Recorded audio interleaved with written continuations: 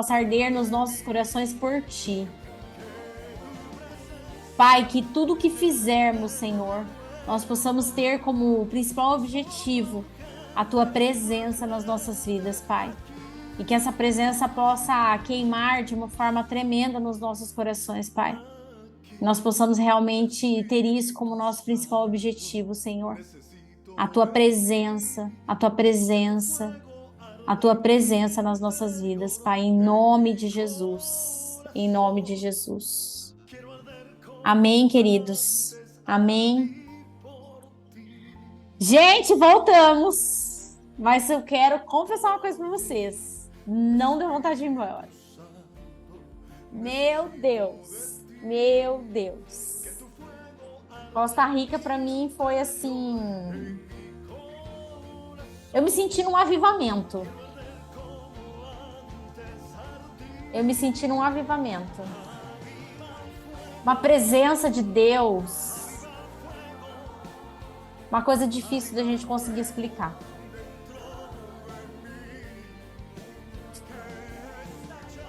Acho que fazia tempo que eu não sentia. Eu não sentia as coisas da forma como eu senti lá. Foi muito forte, gente. Foi muito forte, muito forte, muito forte. Hoje, o último dia da nossa escola de princípios. A gente tem bastante coisa para a gente ver aqui. E é óbvio que a gente vai poder compartilhar muita coisa do que aconteceu também lá. Porque eu tenho certeza que há um novo tempo, um novo mover do Senhor sobre as nossas vidas. Amém? Depois a gente vai colocar essa playlist. Gente, foi maravilhoso porque tinha esse cantor lá, o Fernel. Ai, eu nunca lembro o sobrenome dele. Fernel Monroy. Acho que é assim que fala. Gente, ele é um. Como que eu posso? Ele é tipo o Fernandinho, entendeu? Eu acho que ele não é costarriquenho, né, João? Ele é da Guatemala, né? Pelo que eu entendi. Ele é da Isso. Guatemala. Ele é da Guatemala. Mas ele é meio famosinho, assim, sabe, gente?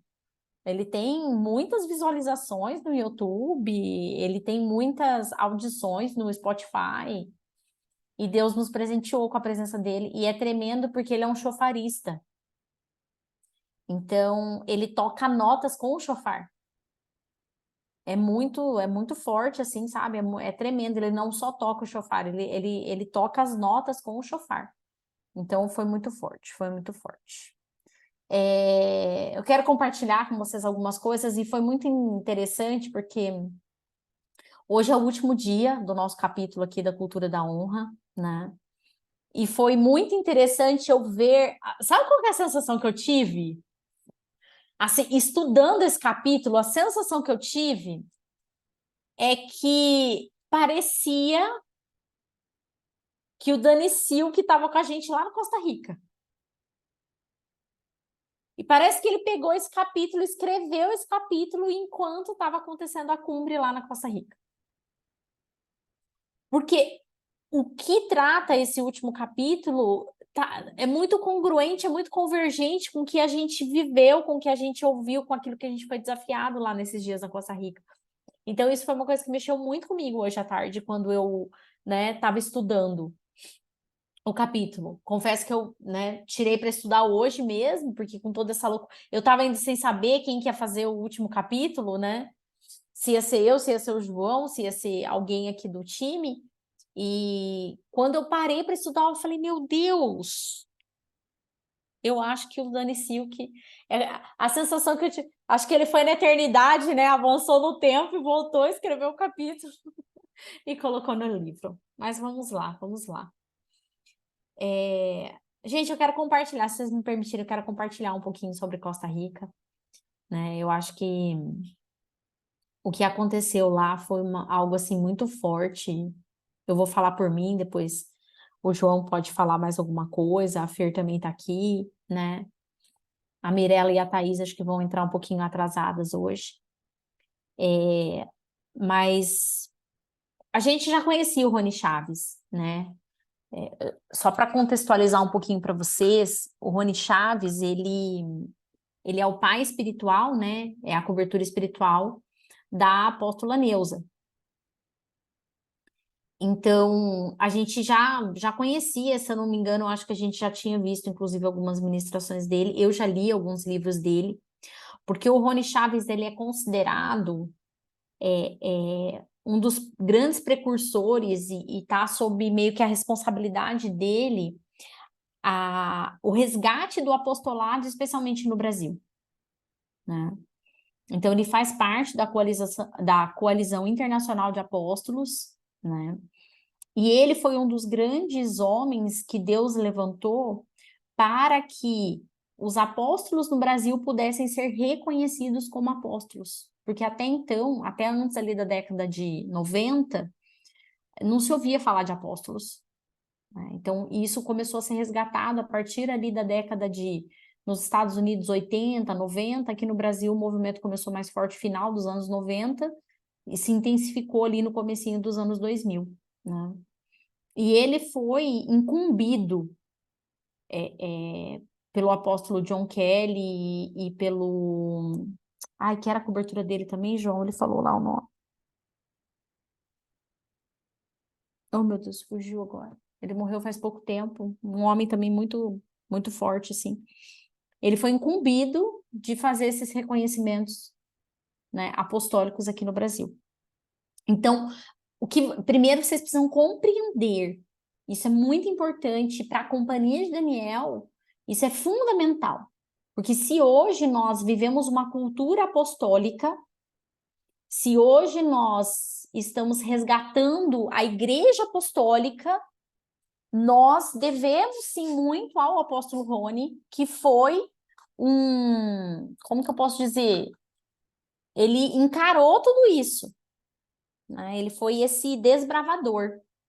E nós temos, na nossa forma ministerial de ser, do apóstolo Coraiola e da Companhia de Daniel, nós temos uma influência muito grande do apóstolo Rony Chaves.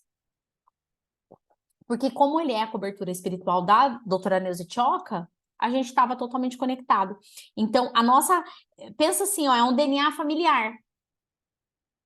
Nós estamos conectados a isso, ok?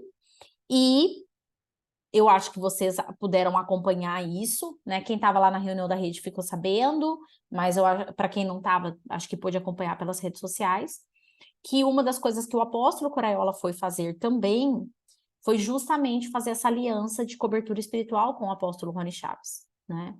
Porque, infelizmente, todo mundo sabe, né, a situação de saúde da doutora Neuza Tchoca é uma situação delicada, complicada, e ela continua sendo a cobertura do apóstolo nacional, mas o apóstolo Rony Chaves, né, então, se conectou ao apóstolo Coraiola e hoje a gente tem essa cobertura internacional. Então, o Rony Chaves verdadeiramente se tornou o nosso abuelo, né? Então, nós temos agora uma conexão espiritual ainda mais forte, né, com o vovô Rony, né? E foi muito forte, gente, porque compreender, e isso Deus trabalhou muito comigo, e eu quero trazer isso para vocês hoje, embora não esteja totalmente conectado com o tema da nossa escola por conta do livro, mas vocês vão ver que no final tem uma conexão. Que o que para mim marcou muito é que assim, ó, o apóstolo Rony, ele tem um chamado e uma unção diferente do apóstolo Coraiola, do servo, que tem uma unção diferente da Companhia de Daniel. Mas o mais incrível é perceber que tudo isso gera uma convergência no reino. Então, o quanto a gente precisa aprender a respeitar a unção do outro e entender que às vezes o chamado do outro não é melhor ou pior, ele é só diferente do que o nosso chamado. E isso veio muito forte, assim, gerou muita reflexão para quem vai participar da reunião da intercessão amanhã, né? Como eu coloquei lá no grupo, é um convite para todos que participem. E depois a gente vai organizar bem esse calendário, tá? Para não haver sobrecarga. Vocês sabem que a gente se preocupa com isso, é porque acabou coincidindo realmente de ser 2 encontros seguidos, né? Mas isso também foi de encontro com o que a gente trabalhou muito na Escola de Profetas lá em Brasília.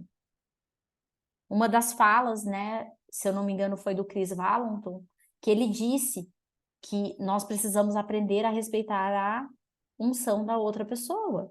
Uns vão ser da turma de Jesus, outros vão ser da turma de João Batista. Mas quem é da turma de João Batista não pode ficar falando mal da turma de Jesus. Quem é da turma de Jesus não pode falar mal da turma de João Batista. Por quê? Porque se a gente for olhar, né, se a gente estuda lá nos evangelhos, a gente vai ver que João Batista era o quê? João Batista, ele tinha praticamente um voto de nazireu, né? Ele andava afastado das pessoas, ele só comia gafanhoto, ele não bebia vinho, ele tinha uma vida mais restrita, né? Ele caminhava com poucas pessoas e ele tinha um propósito claro, que era anunciar a vinda do Filho de Deus, a vinda do Cordeiro. Já se a gente vai olhar Jesus, Jesus já era aquela pessoa que gostava de estar no meio das multidões, gostava de estar com todo mundo, conversava com fariseu, conversava com gentil, conversava com samaritano, ia para as festas, bebia vinho, comia. Então, se a gente trouxer isso para os nossos dias atuais, a gente começa assim, porque fulano é da igreja tal, ciclano é da igreja tal. E a gente começa a achar que a unção de um é melhor do que a unção do outro.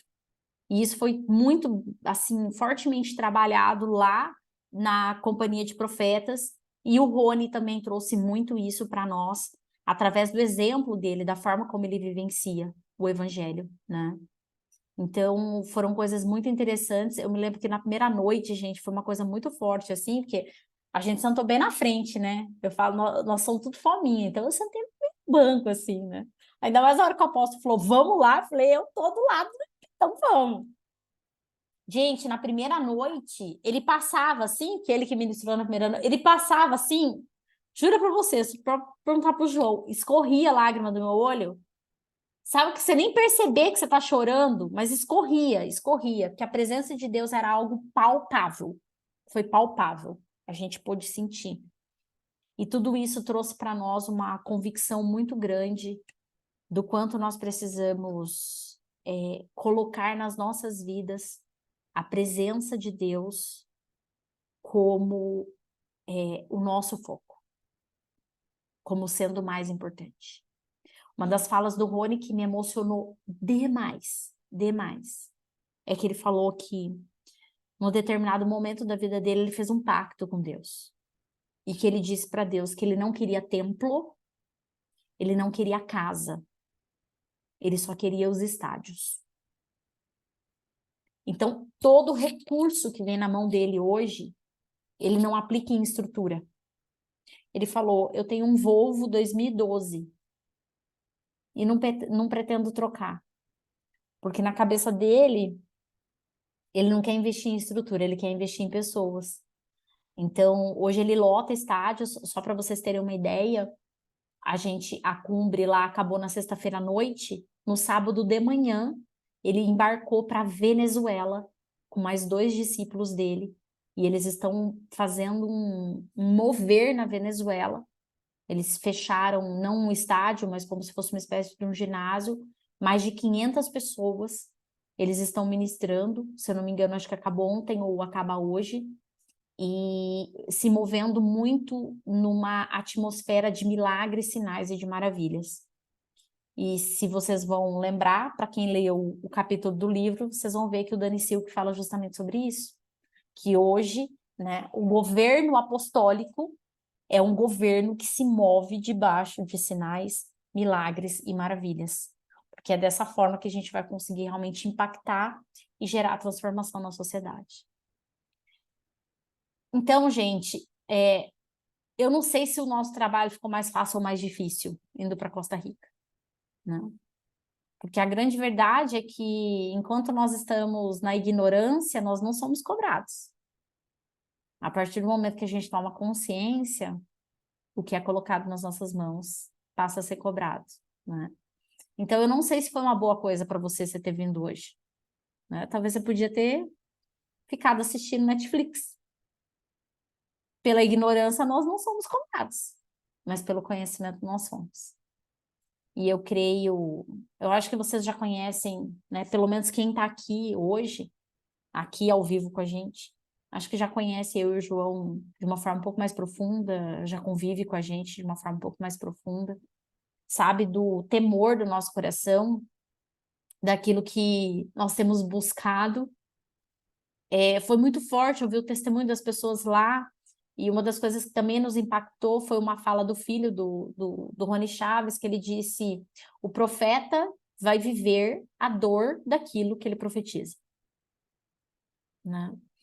Então, quem está passando aí por desafios, lutas, tá, Rafa? Começa a entender que, na verdade, o que a gente está passando é uma espécie de uma promoção para aquilo que a gente vai profetizar. Eu sempre lembro de uma revelação, assim, de uma clareza que Deus nos trouxe sobre Abraão, né? Abraão e Sara. Quando Abraão vai lá de encontro com o rei dos Amalequitas, e eles são levados ali, né? Ele mente, né?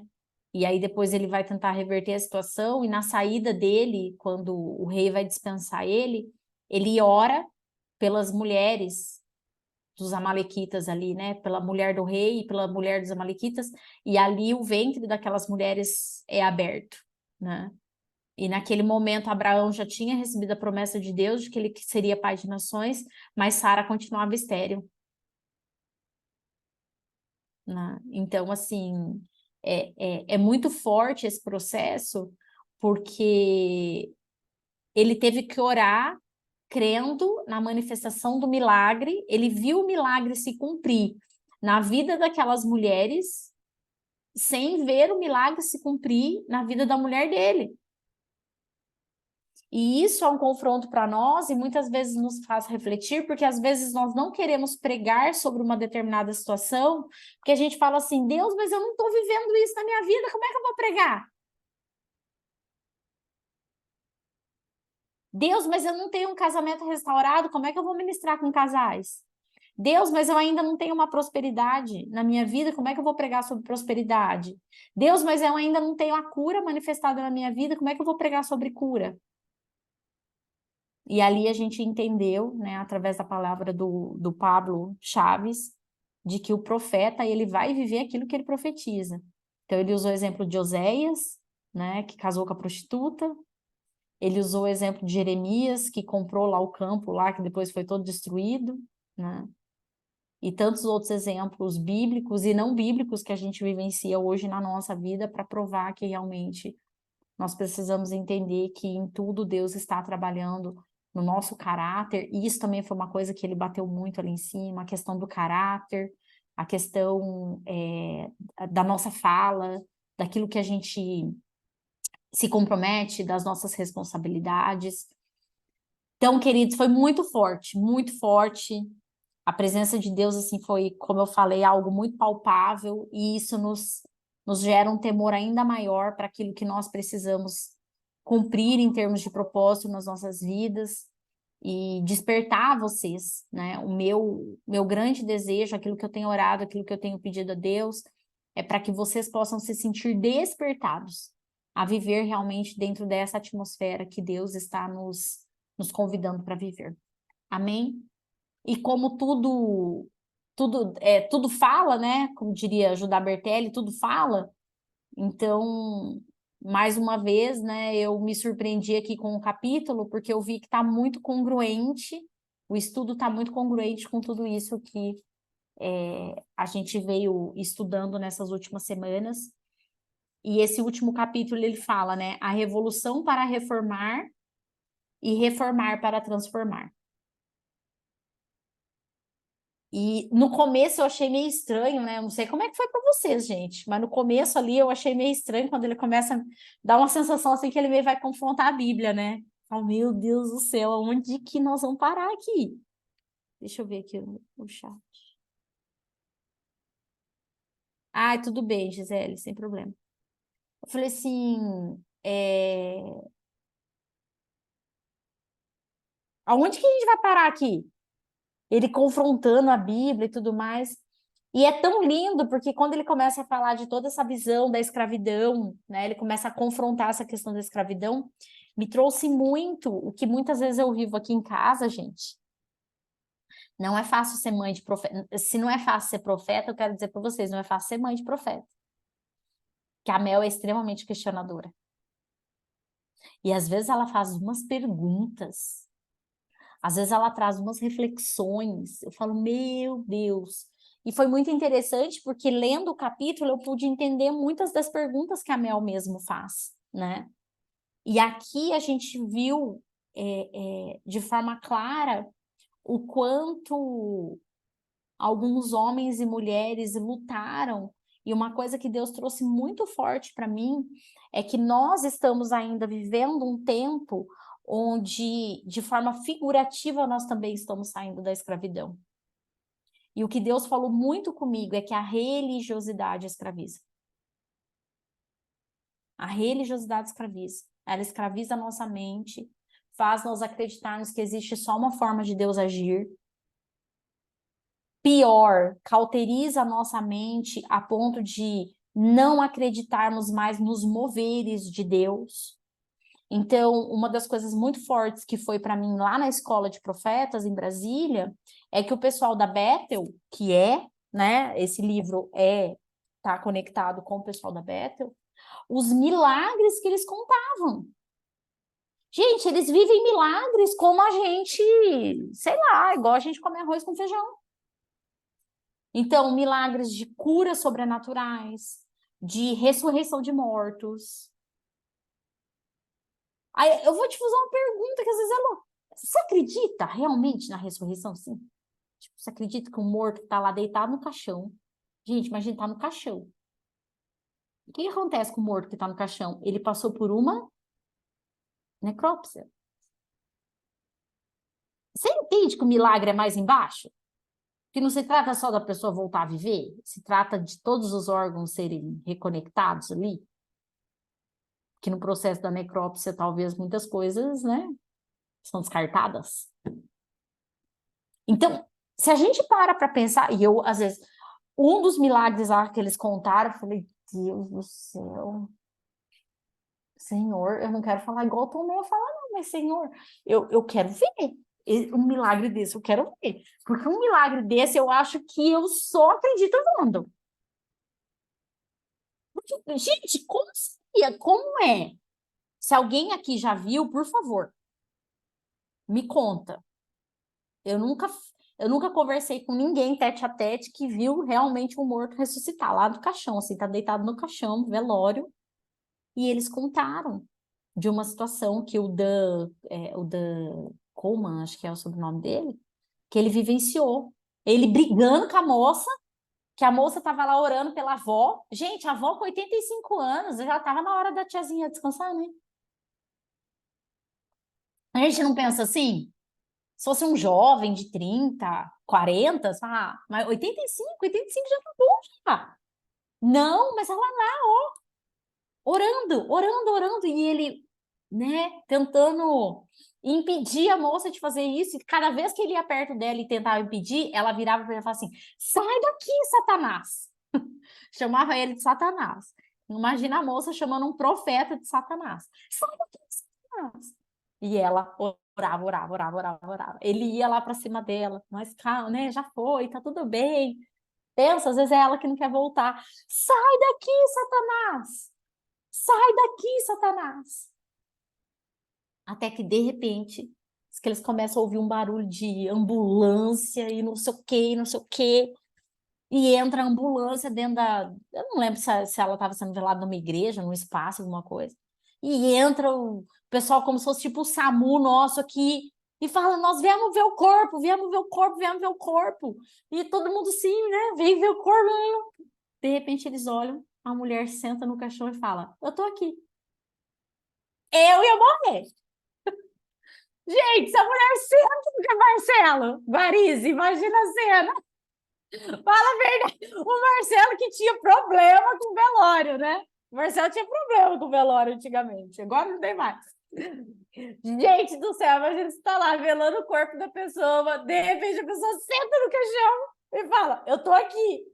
Meu Deus do céu, deve ter umas 10 pessoas morridas, infartada. Imagina a Cris. E ali eles começam a glorificar a Deus, exaltar o nome de Deus. E aí os bombeiros querem porque quer levar a tiazinha para o hospital para ver o que tinha acontecido. E ela fala assim: Meu Senhor, se tem um lugar que eu não vou sair daqui agora, é da presença do meu Deus. Se ele me permitiu eu voltar, é aqui que eu quero ficar. Gente, vocês já pararam para pensar nisso? E é essa atmosfera que Deus tem nos convidado para viver. Só que uma das coisas que trouxe muita clareza para mim, lendo todo esse livro e hoje refletindo sobre esse último capítulo, é que, infelizmente, a igreja entrou em um sistema, e aí eles falam, né, do governo pastoral, que, de certa forma, impediu que esses moveres fossem continuados. Porque isso, gente, não era incomum, é isso que você precisa entender. Vocês acham que Jesus ressuscitou Lázaro? As pessoas ficaram maravilhadas, mas elas ficaram, tipo, assustadas, como se isso não tivesse acontecido? Não, porque para o judeu não é algo impossível. O judeu, ele acredita ele tem a cultura da ressurreição. Ele não acredita que isso é impossível de acontecer. Ok? Então, esses moveres de milagres, de curas, de sinais, de maravilhas, eu fico imaginando, tentando imaginar os apóstolos ali, né? Até então eles não eram ainda apóstolos, né? Mas Pedro ali, junto com a companhia dele de pesca, quando vê aquela multiplicação dos peixes, quem está assistindo aí Chosen, né? Mostra lá, meu Deus do céu, eles não conseguem trazer aquela rede para cima, aquele tantaréu de peixe que quase afunda o barco. E o que nós precisamos ansiar nas nossas vidas, o que nós precisamos desejar nas nossas vidas é viver esse mesmo nível de glória, é viver esse mesmo nível de manifestação do sobrenatural. E aí ele vai falar, né, então, sobre a questão ali dos escravos, de todo esse processo de libertação. Uma coisa que eu também achei interessante, né, é que ele faz, eu entendi essa questão, esse paralelo que ele fez com a escravidão, e eu entendi que isso é uma forma de nós despertarmos a nossa mente. Por quê? Porque na cultura pastoral, nós somos reféns de uma situação. É como se a gente tá muito conectado com a escatologia de escape, né? Jesus vai voltar, a gente precisa aceitar Jesus, porque depois o diabo vai dominar tudo isso, e nós somos os frágeis da história, então a gente precisa aceitar Jesus, porque senão a gente não vai sobreviver a tudo isso, né? Então, quando ele traz, tá até lá no capítulo 179, no capítulo não, na página, né, depois quem quiser ler, né, eu fui marcando algumas coisas, ele diz assim, que é nesse contexto que nós estamos posicionados como o movimento dessa nossa geração, que nós estamos vivendo os dias do surgimento de uma reforma, que nós somos filhos e filhas do Altíssimo e estamos sendo treinados para reinar como nunca antes. E é isso que eu creio, que Deus ele tem nos chamado. Na verdade, ele nos chamou desde o início, mas ele tem nos preparado e nos despertado para que a gente possa realmente reinar e governar nessa terra. E não mais ficarmos aprisionados com uma mentalidade de escravidão, de acreditar que a gente tem que se submeter a determinadas coisas, que foi muito imposto por essa cultura que acabou invadindo a igreja, tá? João, você quer falar? Uma das coisas que o autor defende e o que a gente percebe muito que tem uma analogia muito forte com o que nós vivemos hoje, ele usa a história da escravidão para poder trazer um entendimento para nós que está ligado ao ambiente onde nós estamos inseridos. Então, ou seja, estamos inseridos em um ambiente lá atrás, aquelas pessoas, até mesmo na época de Jesus, estavam inseridos em um ambiente onde a escravidão era comum. Utilizavam-se escravos para poder fazer com que essas pessoas servissem outras pessoas de maiores posses para que as coisas pudessem acontecer. A escravidão no Brasil acabou no final do ano de 1800. No início do ano de 1900 é quando a gente realmente viu a escravidão terminar. Porém, a gente ainda tem os resquícios até hoje da parte de pessoas que ainda acreditam que os negros eles têm menos importância do que os brancos. Então, ou seja, a gente vê isso por causa do ambiente. Porém, hoje estamos num ambiente onde todos têm o mesmo poder, a mesma intensidade, somos filhos de Deus, não há distinção. Porém, o que nós mais vemos dentro das igrejas é que a gente ainda tem uma mente que foi instituída por homens, colocada dentro do nosso sistema religioso, e a gente vive ainda num ambiente que é muito pobre em termos de poder de Deus, em termos de intimidade com Deus. Tinha-se isso na igreja primitiva, porém se perdeu ao longo do caminho e ainda hoje estamos buscando resgatar e restituir esse poder de Deus que a Flávia falou que a Bethel Church vive. Então, o que nós buscamos aqui com esse livro e que a gente entendeu, até mesmo como a Flávia diz, realmente a gente viu, parece que o que a gente viu lá na Costa Rica está dentro desse livro e o que está dentro desse livro estava lá. Porque a gente viu realmente uma intimidade com Deus sobremaneira para que o céu desça. Então, o que mais me chamou a atenção, e realmente fica aqui o alerta para as pessoas que estão inseridas no louvor, que estão inseridas na adoração, que têm isso como ministério, que vocês que estão na adoração, que têm o dom realmente de trazer essa parte da presença de Deus, a responsabilidade principal dessas pessoas é trazer o céu para a terra. Então, eu percebi isso claramente na Costa Rica e a gente percebe que talvez esse seja o ponto onde a Betel também se intensifica, porque eles não chamam só de adoração, de louvor, eles chamam de adoração, algo que é considerado até então somente louvor. Por quê? Porque a hora que entra num nível de atmosfera muito poderoso, um nível de atmosfera muito intenso, sente-se a presença de Deus mais próxima. E sim, os milagres acontecem, as unções acontecem. Houve na Costa Rica uma unção do riso sobrenatural, que a gente viu um auditório inteiro, que talvez ali tinha mais de 300 pessoas, começaram num riso que não parava mais. Não parava mais, a ponto do Rony chegar para as pessoas e falar assim: fala alguma coisa aí, e a pessoa não parava de rir, entendeu? Né, Então, ou seja, Mirella? a Mirella quase morreu lá, né? Só faltou ela, ai, xixi, porque, meu Deus, a mulher não O povo parava de começou a rir. falar chinês. Ai, xixi, xixi, xixi, xixi. Só E ela via gente falou que teve correndo pros teve uma banheiros, mulher que fez entendeu? xixi na calça, entendeu? De tanto que pegou a unção do riso. Então, ou seja, a gente vê o poder e a manifestação de Deus num ambiente que é diferente do que nós estamos acostumados a viver em termos de igreja. E é justamente onde a companhia de Daniel está inserida e nós estamos buscando caminhar por essa direção. Nós precisamos trazer o céu para a terra e não ficar se relacionando somente com quem está na terra.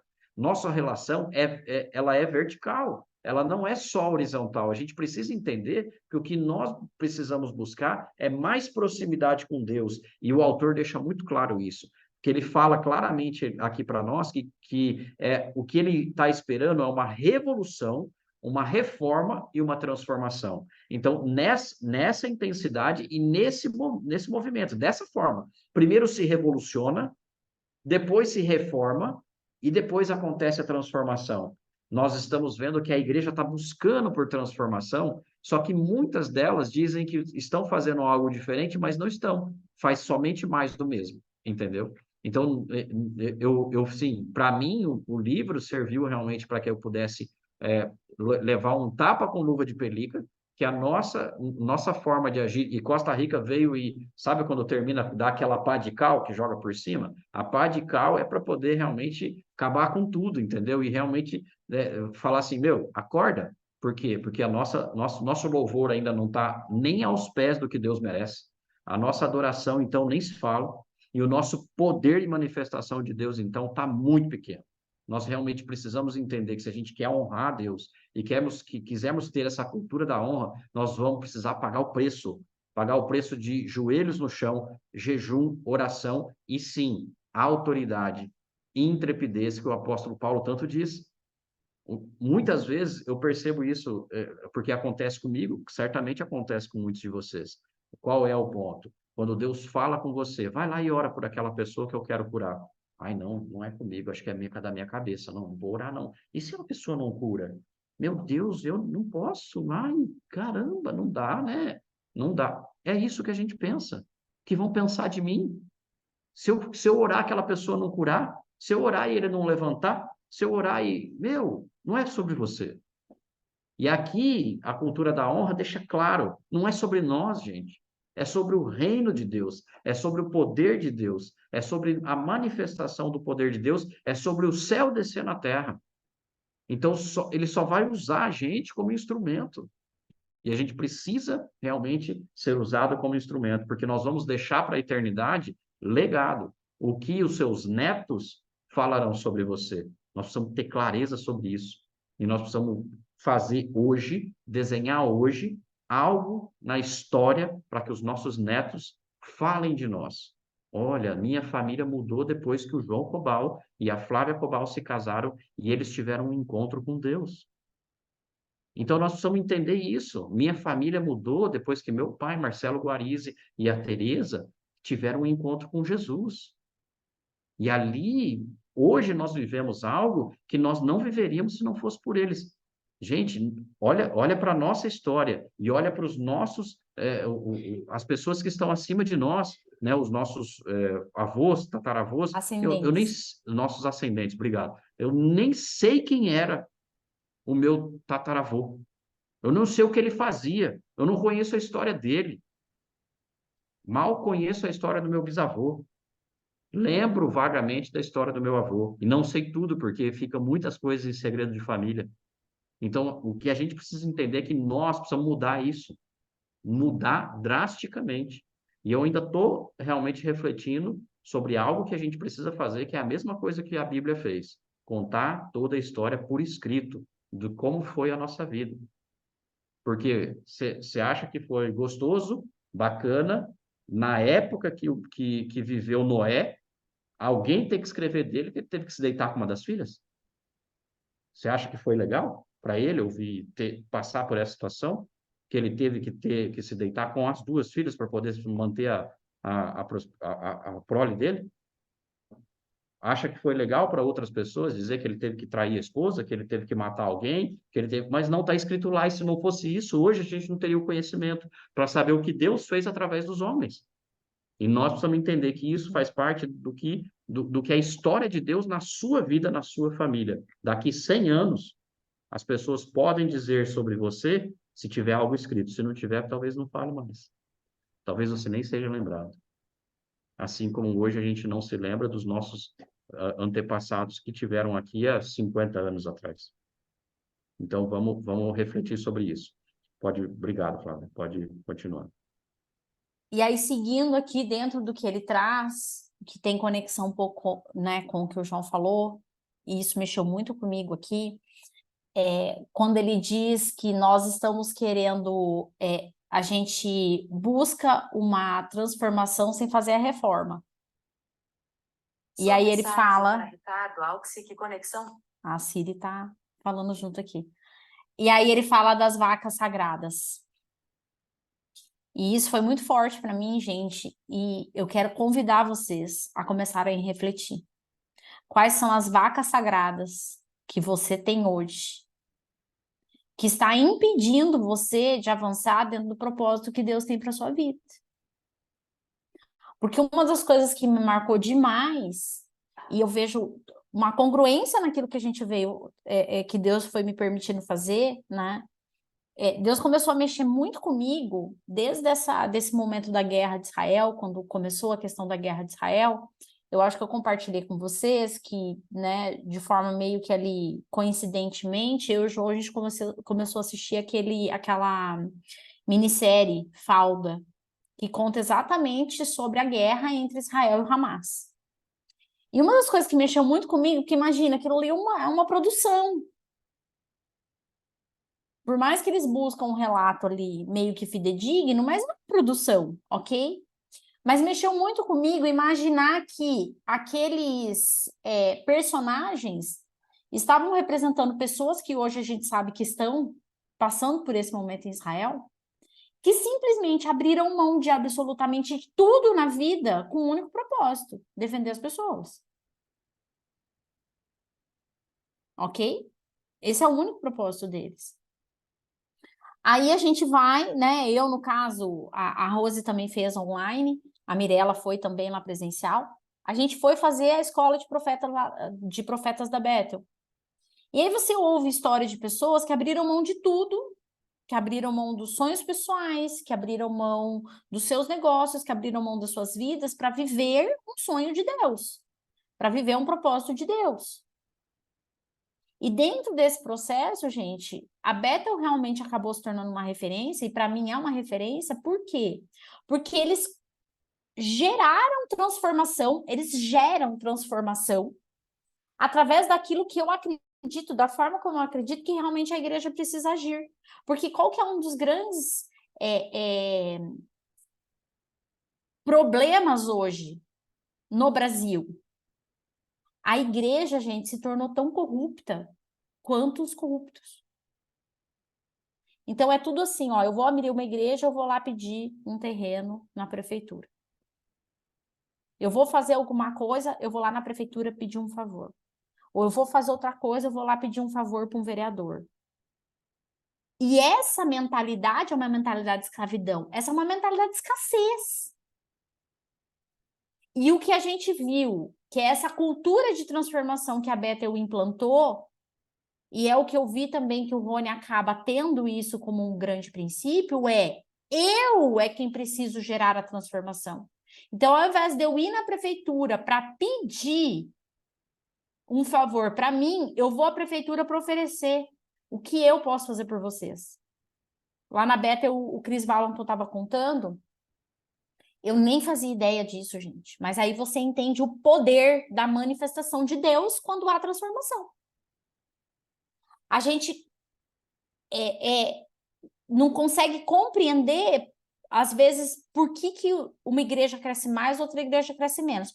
Mas a Bethel, ela está numa cidade, chama Redding, que é próximo à Califórnia, ali próximo a Los Angeles. É uma cidade de 90 mil habitantes. 90 mil habitantes. Sabe quantas mil pessoas tem na Bethel? 10 mil pessoas. Mais de 10% da população frequenta a Bethel. Vocês entendem isso, gente? Aqui em Campinas tem 1,5 milhão de habitantes. Então, João, faz as contas aí de quantos discípulos você teria? 150 mil na proporcionalidade.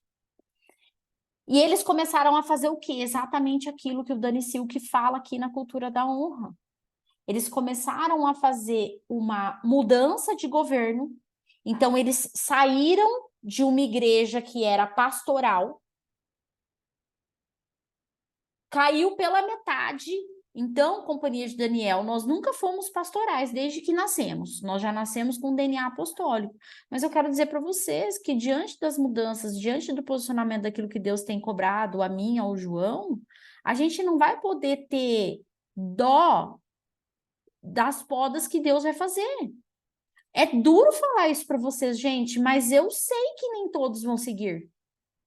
Porque é desafiador. Então, é mais fácil ficar numa igreja onde o pastor, o líder, vai lá e passa a mão e não confronta, né? Ontem eu sentei com uma discípula, ela estava contando um negócio, falando não sei o quê, não sei o quê. Aí ela veio contar uma situação, contando meio como vantagem uma situação, sabe? Eu respirei e falei. Aí ela olhou assim para mim, tipo, eu falei, tá errado. Isso é maldição na sua vida. Você está achando que isso é uma bênção na sua vida? Eu quero te dizer, isso é uma maldição. Isso está abrindo uma brecha na tua vida, e é por isso que isso na tua vida não está caminhando. Ela fez assim. E eu quero dizer para vocês, gente, vocês acham que é gostoso para mim fazer isso? Vocês acham que é uma delícia falar, confrontar as pessoas? Não. Só que eu também falei para o João, Deus tem nos cobrado, gente.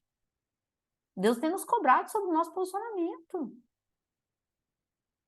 Então, o que acontece? Tem muitas igrejas hoje que são igrejas de programa que a pessoa não precisa dizimar, a pessoa não precisa ofertar, a pessoa não precisa jejuar, ela vai no culto quando ela quer.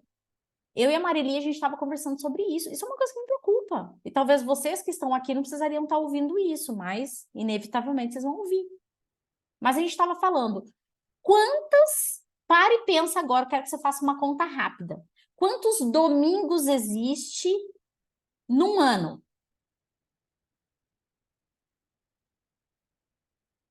52. Nós temos 52 semanas no ano. Teoricamente, existem 52 domingos. Então, de 365 dias, sabe qual que é o seu compromisso? De estar num culto. Na proporção, dá o quê? 1/5? O João tá fazendo as contas aqui para mim, diz que nem 15%.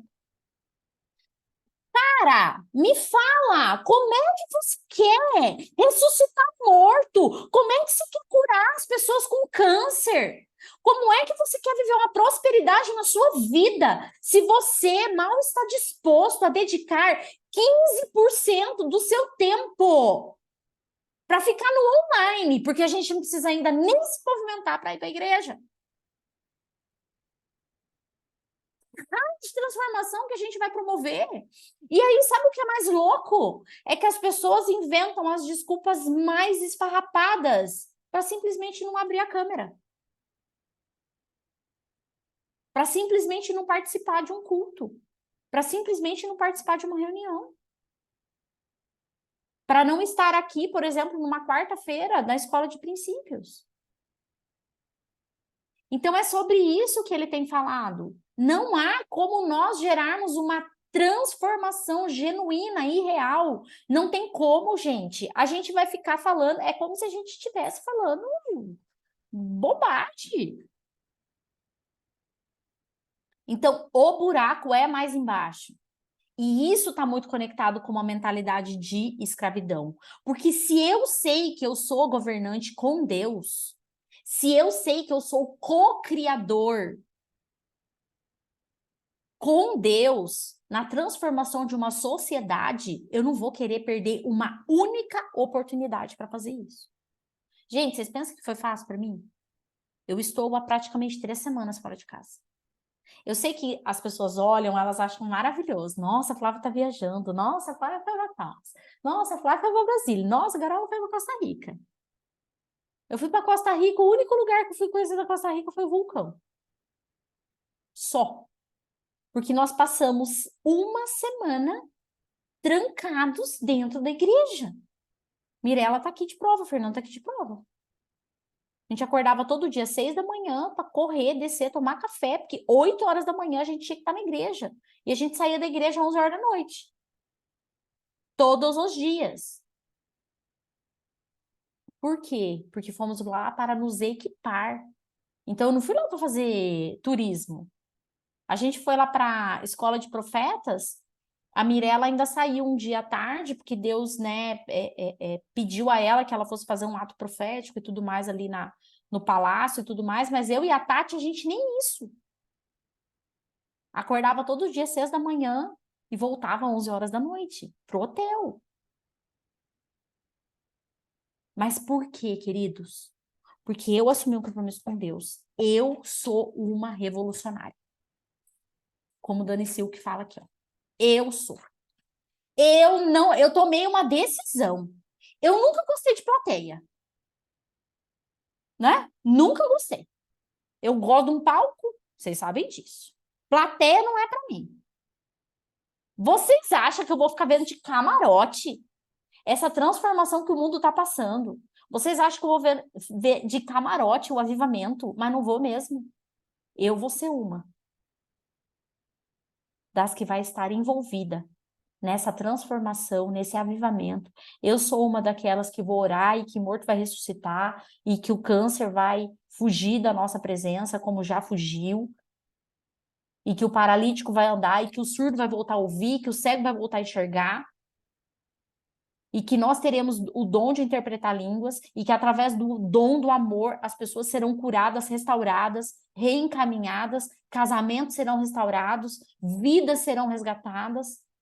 Só que para isso, queridos, existe um preço. A unção, ela tem um custo. E é isso que o Dani coloca aqui. Então, eu quero te convidar para você começar a refletir. Quais são as vacas sagradas? Sabe por quê?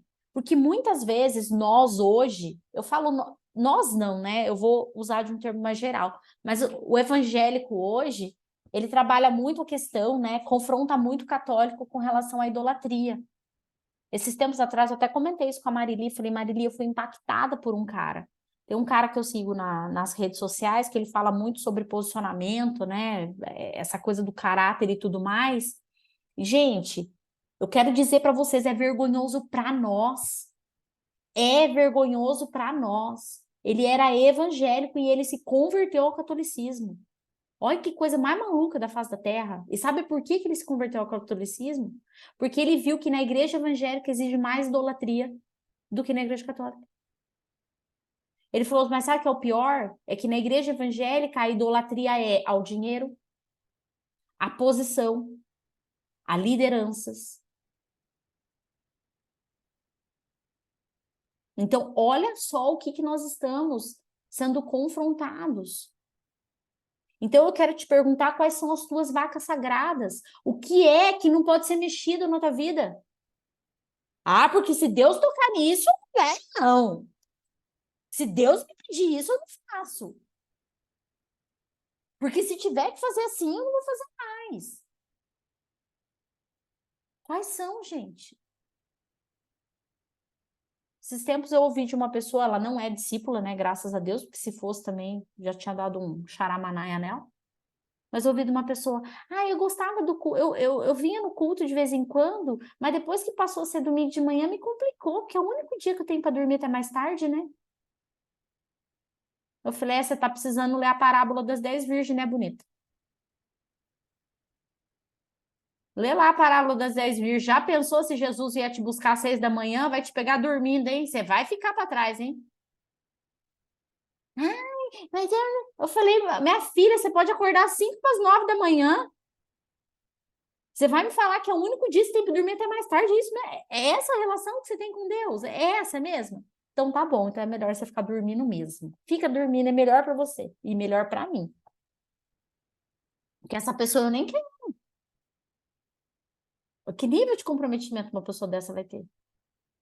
Então, quais são as suas vacas sagradas? Você precisa. Gente, nós temos, todos nós temos. Entendam isso. A minha vaca sagrada chamava-se estabilidade financeira. Eu falava, Deus, mexa em tudo, mas me deixa eu quietinha aqui com essa parte, entendeu? Mexe nisso não, Senhor, para quê? Não precisa. Aí Deus fala assim, você não quer viver sinais, milagres, maravilhas? Você não quer profetizar? Você não quer que o cego enxergue, que o surdo ouça? Você não quer entender sobre o dom de línguas? Você não quer manifestar o poder da minha glória e da minha unção? Então tá bom, então você vai ter que aprender a depender de mim.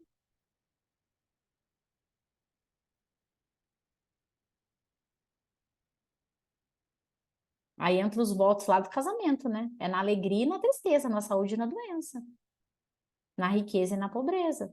E como o apóstolo Paulo nos ensina lá em Filipenses, aprendi a estar contente em toda e qualquer situação, seja com a barriga cheia ou com a barriga vazia. A palavra diz, né? Nunca vi um justo mendigar o pão. Uai, mas a mesma palavra diz que ele aprendeu a estar contente com a barriga vazia. Então a gente precisa também ter sabedoria em como nós usamos a própria palavra de Deus na nossa vida, porque a gente é rápido em usar ao nosso favor. Mas a gente tem dificuldade de usar a mesma palavra quando é para confrontar a nós mesmos. E muitas vezes nós seremos confrontados. Depois eu vou mandar para vocês os links, apesar que eu coloquei praticamente todos, mas uma das palavras que me chocou, eu cutuquei só as profetas lá. Eu falei, vocês estão ouvindo, profetas? Que foi justamente a palavra do Pablo Chaves, que ele fala, o profeta vai viver aquilo que ele profetiza. Eu lembro só do Amaro falando, né? O pessoal chegava nele e falava assim, profeta Amaro, imparte a sua unção. Porque o Amaro, ele profetizava como Isaías, como Jeremias, né? Até hoje, eu não vi um profeta como Amaro. A unção dele, o João teve uma visão de Deus, que a unção dele foi impartida para 70 pessoas. Então, imagina o nível de unção que esse homem caminhava. Aí diz que as pessoas chegavam, profeta, imparte sua unção. Ele fala, imparto, Mas eu imparto também a época que eu só tinha meia banda de cebola, meia banda de tomate e uma garrafa de Coca-Cola PET cheia de água na minha geladeira. Eu imparto. Só que para impartir a unção, você vai ter que viver o processo da unção. Então, queridos, nós precisamos entender, e você precisa fazer essa reflexão. Você não pode virar o ano sem saber quais são as suas vacas sagradas e decidir queimar essas vacas sagradas no fogo da adoração. Imagina um homem chegar diante de Deus e falar assim: Deus, eu não quero casa, eu não quero templo, eu só quero que o Senhor me dê estádios. Já pensou, Marcelo? Eu só quero estádios. E hoje, onde ele vai, ele lota estádios. Para falar o quê? Do poder de Deus, da manifestação do poder da unção de Deus. Amém? Então, ele vai fazer o paralelo, e eu acho que é fundamental, se você não leu o capítulo, é fundamental você ler, ok?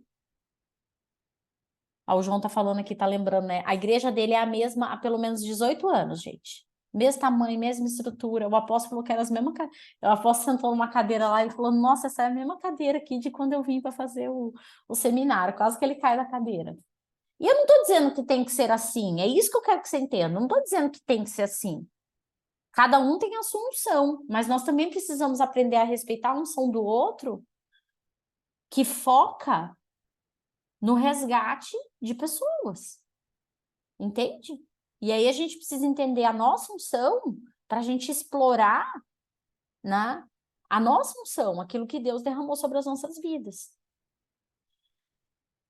Ele vai fazer o paralelo, né? Ele traz ali, gente, eu achei tão incrível ele falar assim, ó, como é possível, ele traz a passagem lá onde Paulo fala, né?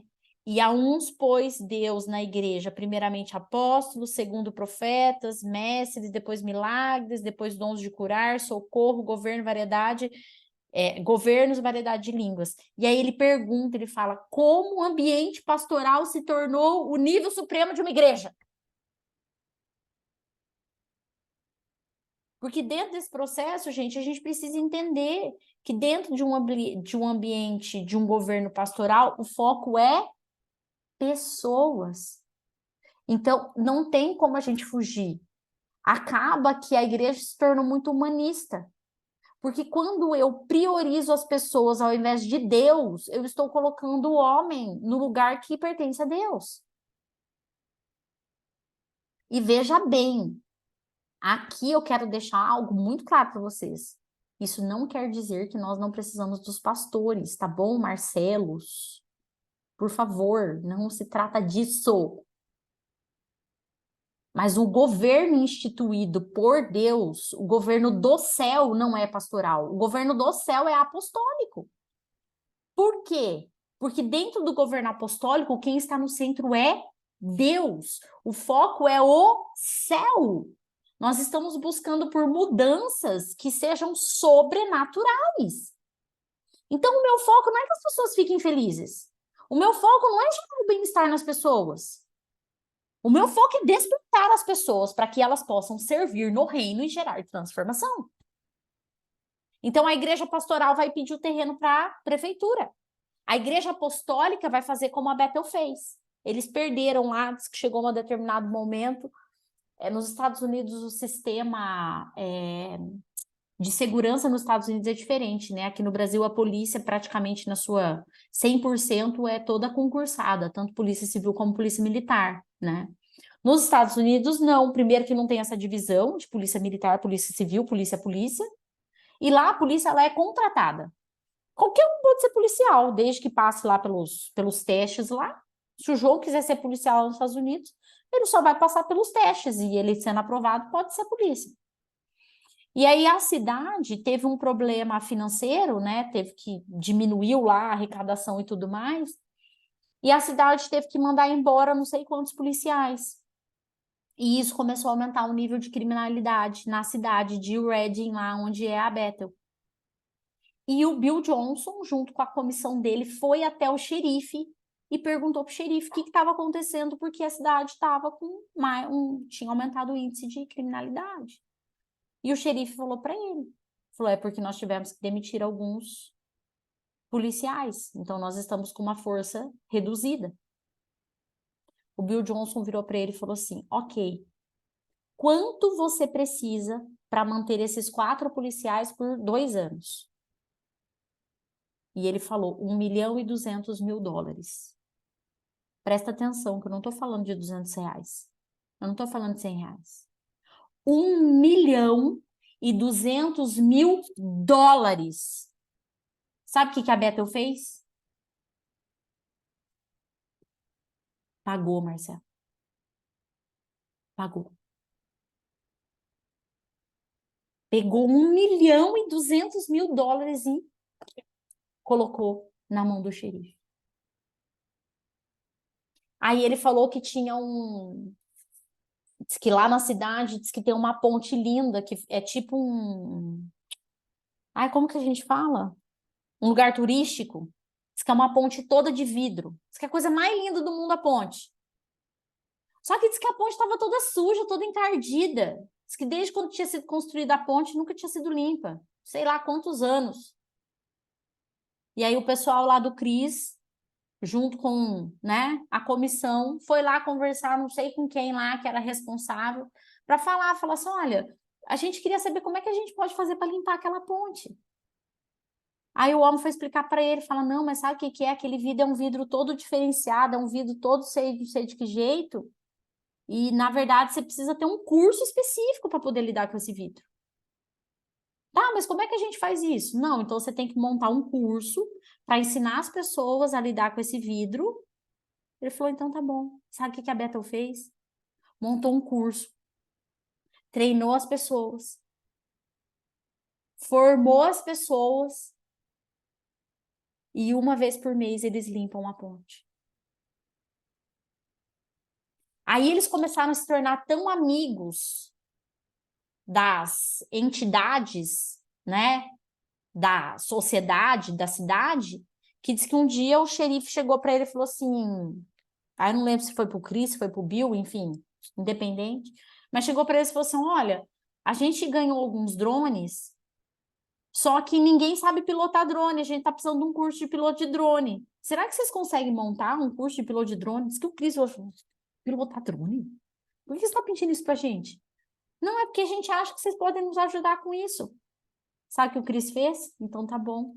Montaram um curso para ensinar as pessoas, os policiais lá, a pilotar drone.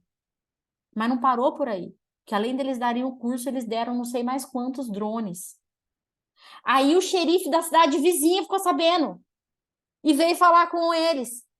Falou, olha, nós estamos sabendo que vocês deram um curso assim de piloto de drone, não sei o que, a gente está precisando disso. E agora eles têm lá, não sei de quanto em quanto tempo, eles têm o curso de piloto de drone. É sobre isso. Nós não precisamos mais de igreja que abra no domingo e fique lá, santo, santo, santo, Deus onipotente. É maravilhoso isso. A gente fica cheio de arrepio. Só que aí a gente sai pro lado de fora e a gente vê as pessoas passando fome, a gente vê as pessoas usando droga, aí a gente vê as pessoas se aproximarem da gente, a gente fica com receio, a gente fica com medo de ajudar. Porque a gente não sabe se a pessoa quer ajuda ou se ela vai vir te roubar. E aí a gente se tranca de novo dentro da igreja, porque dentro da igreja é seguro. Vamos não trancar aqui, entendeu? Passa o cadeado.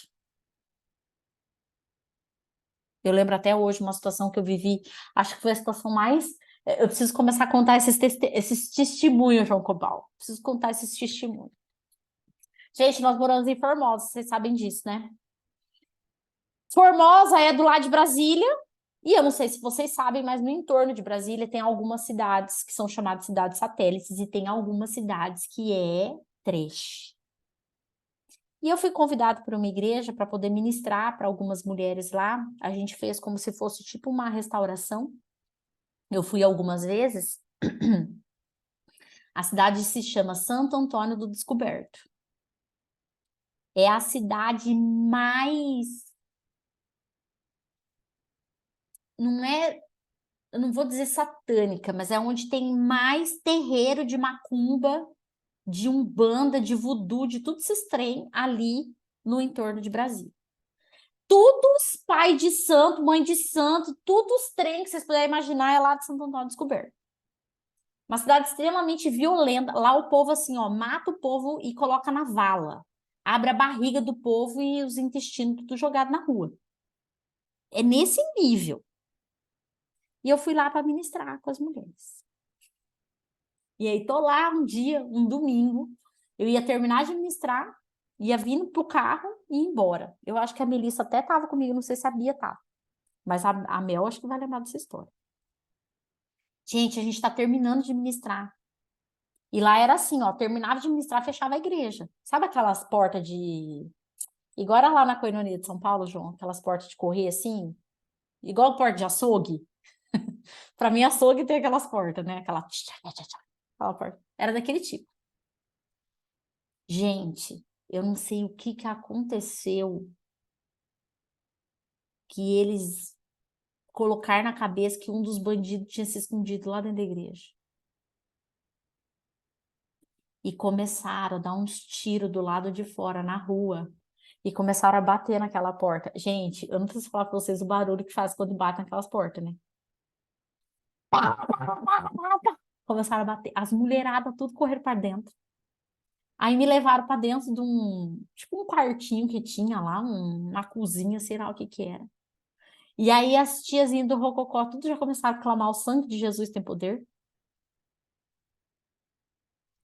E eu fiquei lá, falei, a Ceicinha estava junto comigo, João. A gente só se olhou, porque nesse ponto ela era uma mulher assim, bem de guerra mesmo. Eu falei, gente, agora é o momento que a nossa fé vai ser provada. Não adianta ficar clamando o sangue de Jesus. O sangue de Jesus já está sobre a nossa vida. Contra demônio de rua, a gente dá ordem. E aí chamei a Ceicinha, eu, a pastora, e só demos uma ordem para que aqueles demônios se retirassem. E aí as mulheradas tudo lá, gritando, chorando, não sei o que, a pastora falou, eu vou lá. Aí as mulheres, não. Ela falou, não, eu vou. Na autoridade do nome de Jesus eu vou. E ela foi, a hora que ela saiu lá, ela falou com os rapazes. Não, pastora, não sei o quê, porque bandido, gente, bandido bom, eles respeitam. Não, não, é que a gente ficou sabendo que o fulano de tal, ela falou, não, não tem ninguém aqui. Não tem ninguém aqui. Vocês confiam em mim? Não, pastora, claro que a gente confia. Então, ok, não tem ninguém aqui. Nós estamos aqui numa reunião de mulheres assim, assim, assim, assim. E aí eles pediram perdão, desculpa para a pastora de ter assustado as mulheradas e foram embora. Queridos, ou a gente vive o evangelho que a gente prega, ou nós vamos ser reféns dos nossos medos mais baixos. E aí não adianta nós falarmos sobre uma cultura de honra e uma cultura de transformação. O João tá falando também, gente, aquelas cidades ali em torno de Brasília, é complicado o trem. Eu não lembro desse episódio, João. Nem lembro o que é isso que você tá falando aqui. Conta aí pra eles. O episódio foi uma vez que a gente estava na igreja e o marido da Ceicinha era o Pereira. A gente estava na frente, já tinha terminado o culto, e chegou um cara. E esse cara, o Pereira falou assim: "Ih, João, esse cara aí, ele é endemoniado, ele é meio doido, nem dá atenção para ele." E o cara veio querendo conversar e ele estava meio alterado. Eu percebi que ele estava talvez embriagado, talvez um pouco drogado, talvez os dois juntos, talvez tudo, e endemoniado também. E eu percebi que ele começou a falar em profecia. Olha para você ver. Ele falou em profecia para alguém que estava ali na frente e que não era nem eu nem o Pereira, tinha mais uma terceira pessoa. Eu simplesmente olhei para ele, eu estava de costas para ele, eu olhei para ele e só falei para ele assim: ei, segue o teu caminho, aqui não é o seu lugar. E virou as costas e vazou. O cara soltou as palavras que só ele entendeu, mas assim, foi instantâneo o comando, ele entendeu a autoridade. E a autoridade não foi porque eu falei para ele, eu falei com o demônio, não falei com o cara. Eu falei com o demônio, segue o teu caminho. E ele saiu andarilhando. Por quê? Porque para mim foi dito uma coisa.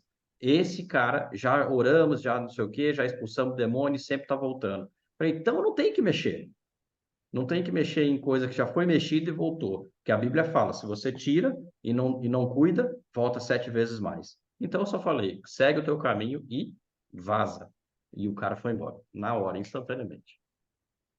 Então, gente, lá na página 190, que ele vai falar justamente sobre o governo, né? O governo, o novo governo, que é o governo apostólico. Então, ele fala que as prioridades têm a ver com o céu, com a presença de Deus e o projeto do céu sendo reproduzido na terra. Então, o que você precisa começar a partir de hoje na sua vida? Se perguntar se o teu projeto é um reflexo do céu na terra. Ou se o que você está projetando é só para suprir tua própria necessidade, teus sonhos. Gente, entenda uma coisa. Não é que a gente não tem que sonhar. Não é que a própria palavra de Deus fala que a gente vai comer do melhor dessa terra. Que Deus tem coisas muito maiores para nós. Mas eu vejo que nós precisamos sair daquele aspecto de imaturidade, onde a gente está ali orando, jejuando e pedindo para Deus, ai, Senhor, me dá um carro novo. Queria tanto um carro novo. Ai, Senhor, me dá uma casa nova. Porque isso é muito pequeno diante de tudo que Deus tem para fazer na nossa vida. Queridos, eu posso falar para vocês, porque a gente já abriu. Eu quero muito uma casa. A gente aqui em Campinas, a gente tá morando de aluguel. Eu quero muito uma casa. A gente tem uma casa que não tá aqui em Campinas, que tá alugada.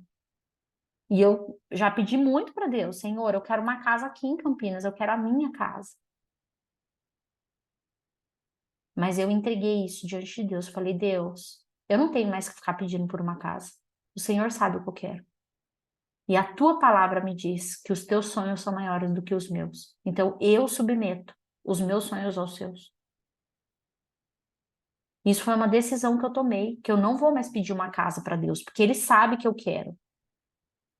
Só que talvez eu não estou conseguindo contemplar aquilo que Ele tem para minha vida. E aí, às vezes, eu vou agir dentro de uma necessidade ou de um desejo pessoal, sendo que não é isso que Ele tem para mim hoje.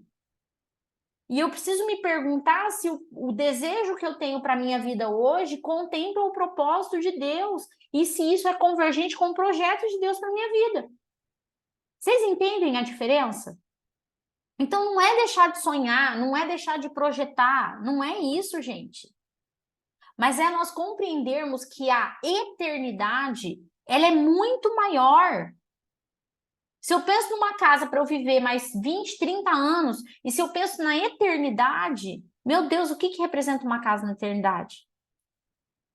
Perto de nada. E às vezes a gente fica preso em um desejo pessoal, questionando a Deus, deixando de viver os propósitos de Deus, porque Deus não está suprindo um desejo pessoal nosso. Essa cultura é a cultura pastoral. Você vai lá orar, clamar, jejuar, interceder por questões pessoais. O chamado apostólico é de reino. Na nossa volta, né? Uma das coisas que também nos surpreendeu demais é a forma como a gente foi tratado lá. Gente do céu, a gente foi tratado igual reis e rainhas em Costa Rica. Da hora que você pisa em Costa Rica, tem uma pessoa que vai te buscar no aeroporto, que te leva pro hotel, que te busca no hotel, que te leva pra igreja, que te busca na igreja, que te leva de novo pro hotel. e aí você toma café, e aí você almoça, e aí você janta. A gente foi tratado igual rei e rainha. E aí, para poder nos levar embora, eles foram nos buscar. Gente, o nosso hotel tinha transfer. Não precisava. O hotel tinha transfer. Pois eles fizeram questão de buscar um a um dos que vieram fora do Brasil. E aí, na nossa volta, foi um casal nos buscar, e aí tinha um outro casal que foi junto no transfer, que é um casal do Chile. E aí ela estava contando para nós que eles são conectados, eles têm uma certa relação com o José Rodrigues da MCM, lá de Trindade, em Goiás. E ela estava contando para a gente, né? Eu já conhecia, mas o João não conhecia muito o testemunho do José Rodrigues, e ela acabou contando.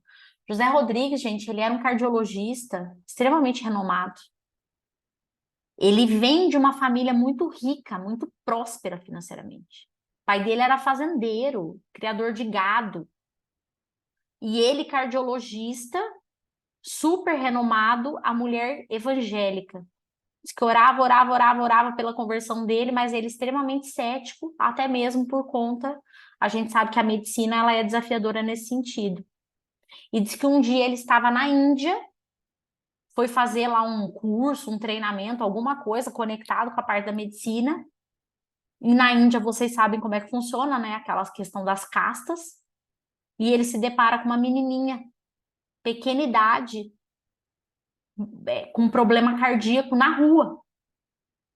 E ele tentou fazer todas as manobras que ele podia como médico, não teve sucesso.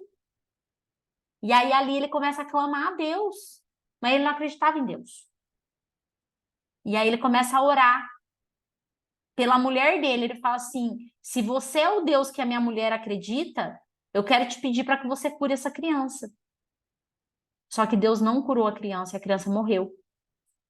E ali ele entra num processo de indignação com Deus.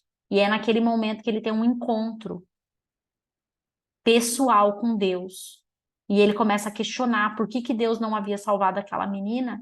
E ali Deus fala para ele que é porque aquela menina, na verdade, ela ia para um prostíbulo. Porque as crianças de baixa casta na Índia, elas são vendidas para outros países. O tráfico humano na Índia é violento. E ali ele entende que, na verdade, Deus estava salvando a vida daquela menina, porque ela ia se tornar uma prostituta, né? Ia ser vendida para ser prostituída, uma escrava sexual, não é nem uma prostituta, era uma escrava sexual. E ali ele tem um encontro profundo com Deus. E quando ele volta para o Brasil, ele simplesmente abre mão de tudo. E tudo que ele construiu até hoje, ele usou, sabe para quê? Para comprar meninas. Então, o que ele faz? E ele faz isso ainda hoje. Ele tem várias casas na China, inclusive, vários, como se fosse uma espécie de orfanato na China. Então, ele vai, porque o que acontece? Os pais vendem, eles não vendem porque eles acreditam que as meninas vão ser prostituídas. Eles são enganados. Então, eles vendem porque o traficante, ele vai e ele diz, não, porque a gente vai levar tua filha para um outro país, ela vai crescer, vai ter educação, ela vai se tornar... E os pais vendem aquela criança, porque acredita que a criança vai ter um futuro melhor. Só que, na verdade, eles estão vendendo ela para ser prostituída. E aí, o que ele faz hoje? Ele paga mais caro. Então, se o traficante vem e oferece, por exemplo, $100, ele vem e oferece 200. E ele paga mais, ele literalmente compra essas crianças e leva essas crianças para outros lugares, para que realmente aí sim elas possam ter uma educação, elas possam ser cuidadas, elas possam ser salvas. Ele abriu mão de tudo, gente. Clínica, todo o dinheiro, para gerar o quê? Transformação. O projeto pessoal dele se tornou o projeto do reino. Ele assumiu o projeto de Deus na vida dele. E é sobre isso que o Dani Silk nos convida. Que o novo governo, que é o governo apostólico, ele é um governo que se move em sinais, milagres e maravilhas, com foco no céu. É um governo onde o ambiente apostólico, ele atrai o sobrenatural. E nós somos os operadores desses milagres. Ele usa uma expressão que eu achei bem interessante, né? Nós começamos a apertar os botões para que esses milagres passem a acontecer. Então, amados, Deus não vai fazer nada se não houver uma ação humana. É isso que a gente precisa entender. Deus depende da ação humana para que realmente o milagre aconteça. E aí, ali na frente, ele vai falar sobre a questão da transformação das cidades, né, com a honra. Ele usa, inclusive, aqui o exemplo de um casal do México, que aí, de novo, por coincidência, né, é o resgate das crianças através dos orfanatos e tudo mais. E o orfanato é uma ordem de Deus nas nossas vidas, né? Então, lá em Tiago, ele também fala que a obrigação, a verdadeira igreja é cuidar das viúvas e dos órfãos. Esta é a verdadeira igreja, segundo Tiago. E toda essa provocação o Dani Silk faz para nós. E aí, para fechar, ele diz, né, que a cultura de honra é construir uma estrutura para transformar a nossa sociedade, nossas cidades e nossas nações. Precisamos construir um paradigma que convide uma nação a ser salva em um único dia. Então, eu não posso trabalhar em cima do medo. Eu preciso trabalhar em cima o quê? Vocês sabem que o marketing digital, ele usa isso, né? O marketing digital, todas as vendas, o marketing em geral, ele usa isso, mas o marketing digital, ele pega mais pesado. Todas as vendas, elas são feitas dentro de dois princípios. Ou para gerar ganância, ou para gerar medo na pessoa. Tudo é em torno disso. Ou fazer ela ter uma vida, alcançar uma vida que ela deseja, então ela se move pela ganância, ou o medo dela, enfim, viver uma situação ou algumas coisas assim, também faz com que ela se mova. E o que eu quero dizer para vocês é que, olhando tudo isso, o convite do Dani para nós é justamente que nós, como igreja, não nos movamos mais no medo de que Jesus está voltando, mas que a gente possa se mover na esperança de que, através da presença de Deus, a gente pode sim construir uma sociedade que honre, uma sociedade mais justa, uma sociedade sim mais digna, que trabalhe através da presença de Deus. O sobrenatural não está em lugar algum na maioria das grandes denominações cristãs na Terra. Então nós precisamos trabalhar, resgatar isso, queridos. A cultura do céu é uma cultura de sobrenatural. A cultura do céu é uma cultura da manifestação dos milagres, dos sinais e das maravilhas. O céu está pedindo para invadir a prisão que encarcera tantas pessoas, seja depressão, dor, doença ou medo. E o nosso papel é levarmos a essas pessoas paz, alegria, liberdade e o amor. A esperança em enxergar que a honra é um fator poderoso para receber aquilo que o céu está derramando sobre a nossa geração. Nós somos privilegiados por viver um momento tão lindo da nossa humanidade. Eu creio, assim como o apóstolo Coraiola tem profetizado, e nós ouvimos essa mesma profecia ali, através do Rony Chaves, eu creio que nós estamos cada vez mais próximos de um grande, grande avivamento que virá sobre a terra. E o Rony profetizou isso, o pessoal da Bethel profetizou isso, o Brasil é a primícia do avivamento. Vocês sabem o que é primícia do avivamento, gente? Vocês sabem o que é?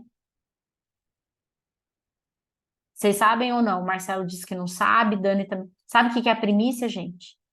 Primícias são os primeiros frutos. Então, sabe o que é ser a primícia de um avivamento? É a profecia de que o avivamento na terra vai começar pelo Brasil. Só que isso é maravilhoso de ouvir. Só que nós precisamos entender que isso traz para nós uma responsabilidade, porque o avivamento começa em nós.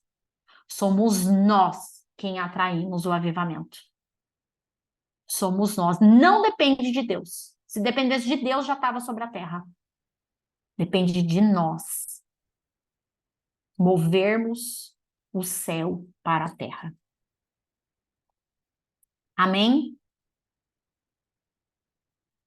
Eu quero abrir aqui agora alguns minutos, se alguém quer trazer mais alguma, complementar alguma coisa, ou às vezes até mesmo alguma percepção, alguma revelação que teve enquanto lê o livro, se quer compartilhar algum insight, fazer alguma pergunta, enfim.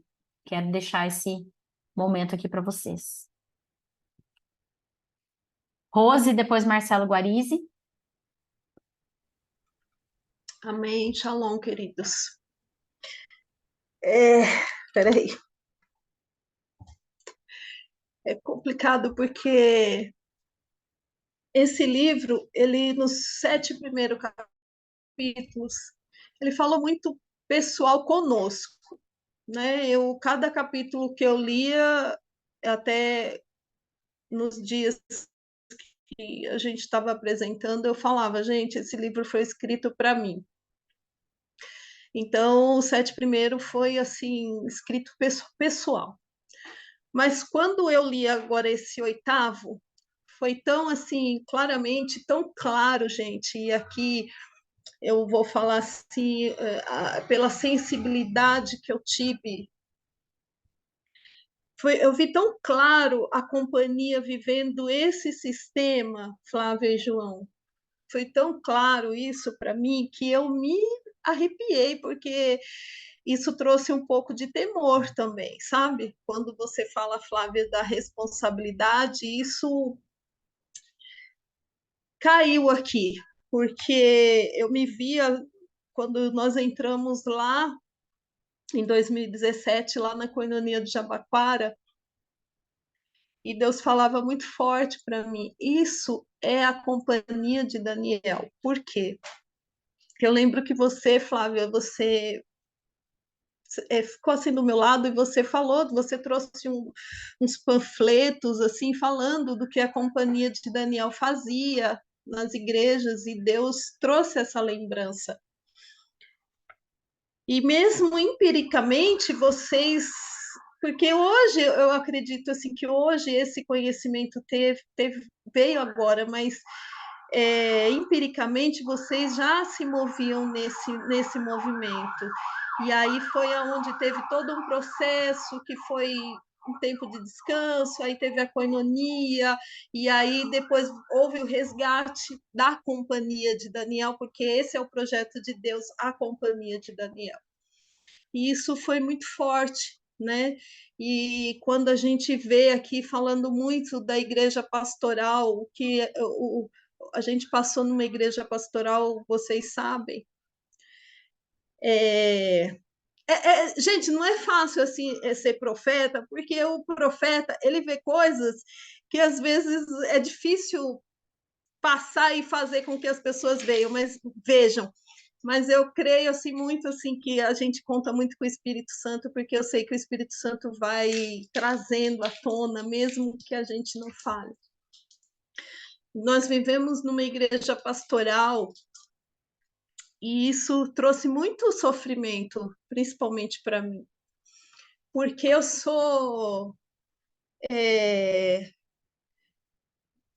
como a gente é profeta, a gente tem uma sensibilidade, né? E trouxe uma capa. E eu sempre fui uma pessoa inconformada, sempre fui inconformada, mas isso já é do profeta mesmo. E quando eu vejo esse capítulo 8, e vejo que o que Deus fala o que é uma igreja verdadeira, como nós temos que agir, como nós temos que, quando esse casal foi lá para o México e ele foi se associar com um bispo católico e outras pessoas, outros evangélicos, chegou nesse pastor, e foi reclamar o que ele estava fazendo se associando ao bispo. E gente, ninguém foi lá falar as coisas incríveis que ele foi fazer, o que eles fizeram com aquelas crianças que o bispo católico estava fazendo. Gente, quando você fala, Flávia, que a gente quer entrar dentro da igreja para ficar protegido, mas a igreja está toda contaminada, porque, gente, não tem diferença de pessoas que estão na igreja das pessoas que estão no mundo, não tem diferença, as pessoas estão aí mesmo fazendo as mesmas coisas. Tanto é que não se ganha mais almas, não se ganha mais vidas, porque as pessoas mesmo falam assim, eu vou para dentro da igreja para poder fazer aquilo que fulano está fazendo. Eu vou usar, vou ser mais específico, vou usar você, João, que tem mais entendimento, uma casca mais grossa, não vai ser influenciado, porque isso a gente tem que tomar muito cuidado. Eu vou entrar na igreja e fazer a mesma coisa que o João faz.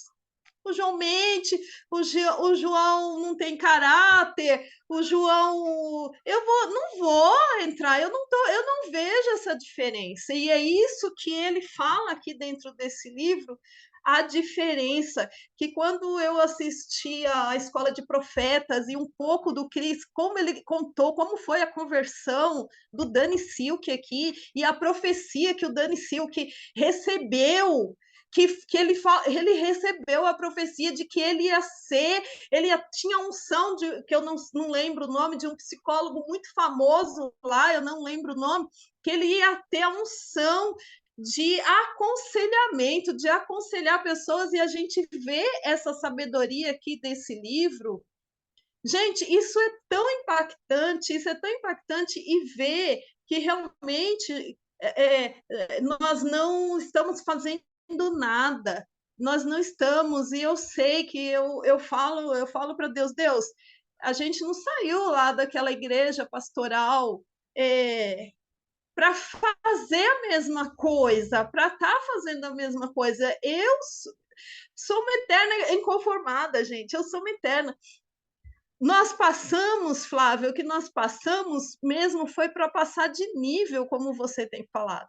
Porque você passou, eu passei essa situação de câncer, onde eu tive que parar mesmo, porque com câncer a gente não tem vontade de fazer nada. Gente, eu não orei nesse tempo, eu não jejuei nesse tempo, porque a gente não tem vontade, não tem, a gente literalmente morre, a gente morre, e só tem contato com Deus. A nossa esperança é só Deus, porque quando entra uma doença dessa, é só Deus.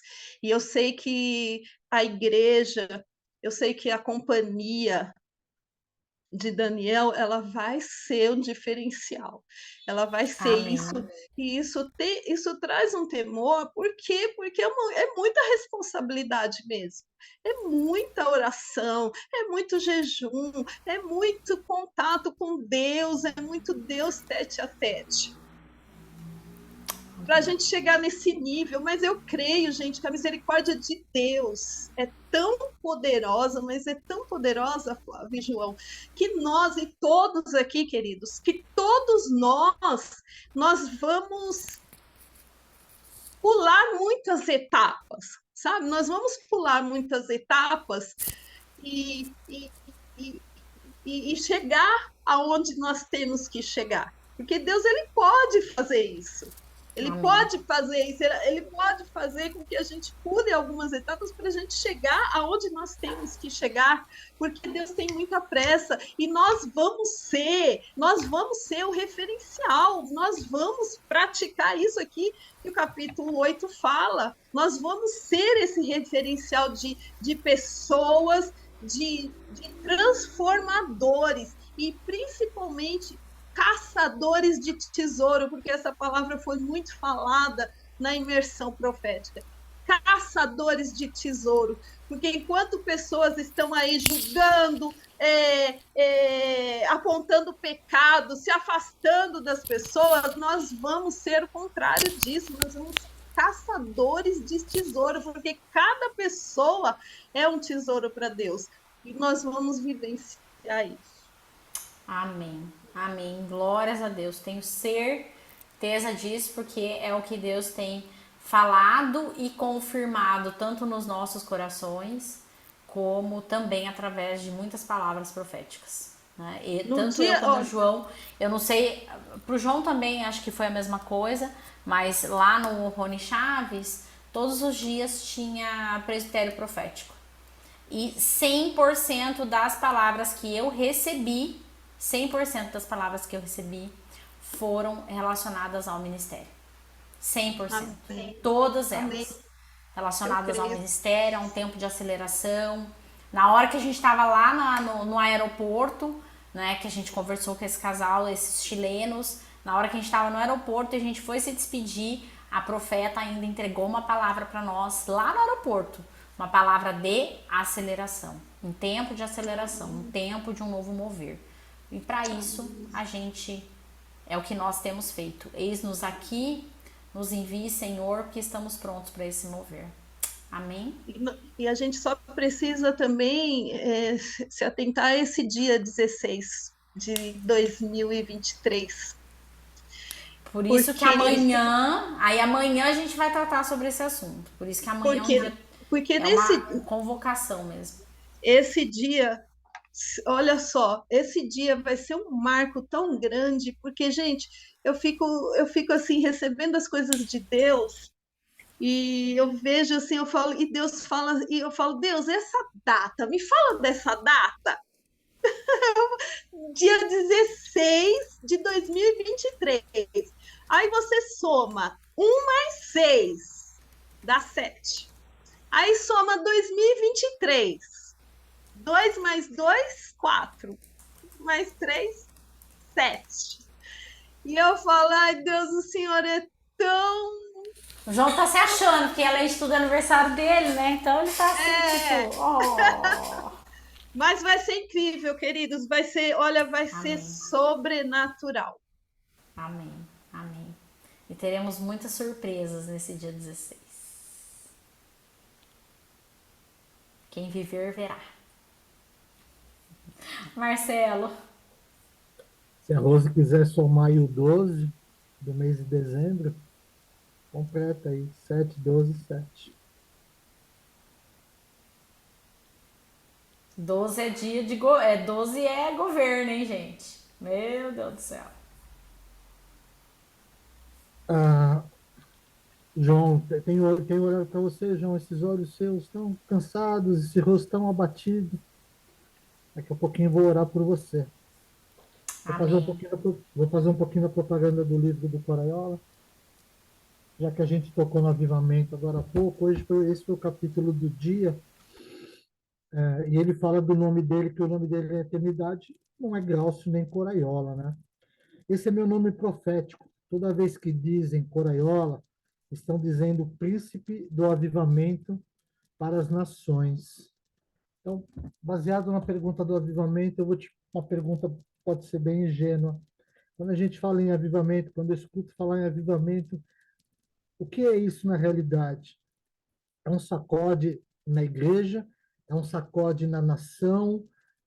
Vem coisas da onde? O que é um avivamento de verdade? Nós vamos sair dessa pobreza humana, esse, esse quase, um quase falido, né? O ser humano em si praticamente é uma empresa falida hoje, né? O que é esse avivamento? Fala um pouquinho aí, por favor. Acho que eu falo desse, você fala, João.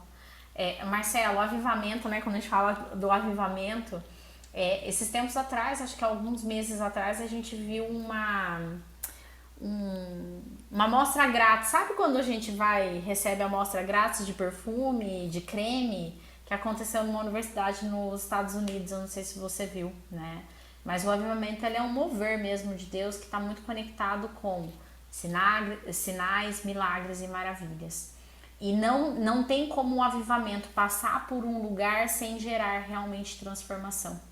Então é onde a gente vê as pessoas se convertendo, se arrependendo, se rendendo ao Senhor de uma forma extraordinária, é onde a gente vê realmente essa manifestação dos milagres, dos sinais. Então, o avivamento ele é acompanhado de quebrantamento, não existe avivamento sem arrependimento. Então, o primeiro sinal do avivamento é o arrependimento, né? As pessoas se renderem integralmente, se entregarem ao Senhor. Então, normalmente, num avivamento, existe muita conversão, existe muito esse desejo, né, de estar diante de Deus, de estar na presença de Deus. Existe essa mudança de rota, né, onde as pessoas realmente elas tomam uma decisão por Deus. E o avivamento ele vem marcado por sinais, milagres e maravilhas. Então, muitas curas, muitas manifestações de cura, um ambiente de extrema adoração. A gente não consegue, é como se você não conseguisse fazer nada que não fosse adorar a Deus. É um ambiente onde você não quer sair, né? Por isso que eu falei, eu voltei da Costa Rica, mas não queria ter voltado, porque aquele ambiente que a gente estava era um ambiente de avivamento. Não aconteceu um avivamento ali, mas é um ambiente que promove um avivamento. Então é esse caminhar tão próximo a Deus que é como se a gente não tivesse mais vontade de sair dali. E é óbvio que qual que é o grande desafio quando um avivamento passa pela terra? O cuidado é, as pessoas normalmente querem colocar isso dentro de uma caixinha, então elas querem criar um método para continuar reproduzindo isso, e o avivamento ele tem data para começar e data para terminar, né? E isso é um propósito de Deus, a gente vê isso, se você começar a estudar sobre os principais avivamentos da terra, você vai ver, né? Tem um avivamento que acho que foi o que mais durou, que durou 100 anos, né?